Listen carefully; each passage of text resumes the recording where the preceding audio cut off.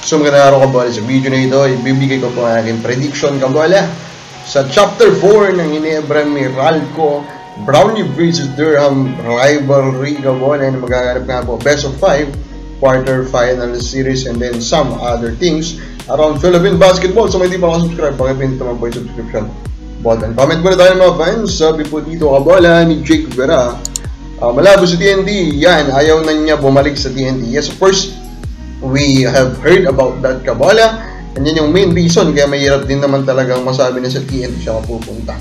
Rob De Guzman, pa-shoutout loads from KSA. Salamat. Ano po yung KSA kabola?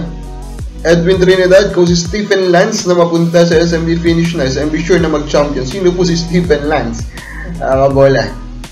Malyari Mascarinas, idol change import pa also Magnolia because ayaw na maglaro dahil grabing injury niya. Yes, nag-change na po yung import ng Magnolia.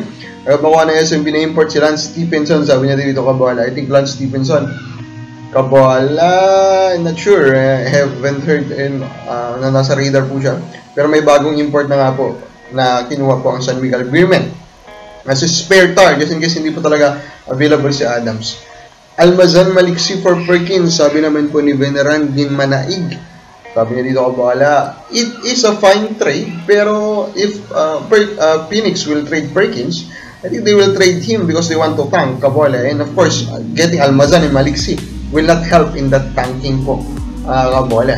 Now some happenings po around Philippine basketball. First, Tenorio Monteverde Chu, ito daw yung shortlist ng SBP for the Gilas boys head coaching position kabola. I think those are 3 good kabola na choices, pero I doubt si Chu, Coach Charles Chu kabola, kasi hindi naman siya po connected sa MVP group. Connected siya sa grupo po ng strong group / converge kabola.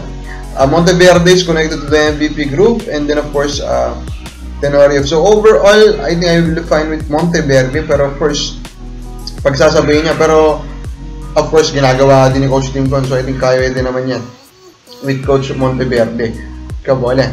Now speaking of college hoop, El Tenorio urges Ateneos faithful kabola to trust Coach Tom Baldwin. Unfortunately they're playing very bad, and at the end of the day hirap din naman talagang kumbaga ipensahan sa nangyayari pong pangit po na performance sa Ateneo. So at the end of the day, they still have a very strong lineup, diba kabola? They have a young lineup, pero talent po is still a talented lineup. So magtatalo sila, of course, talagang makikriticize po at talagang panghinaan din ng loob yung mga fans po ng Ateneo kabola.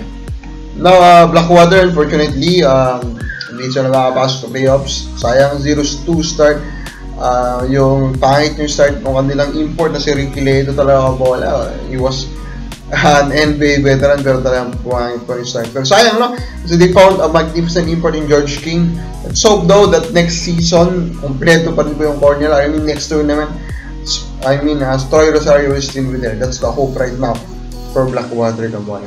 Nakita na si Maymay natin, Ginebra Meralco Bulls kabola. So unfortunately wala tayong masyadong stats po na lalaroin yan kasi hindi po available yung stats because of the arrival of the 4-point shot.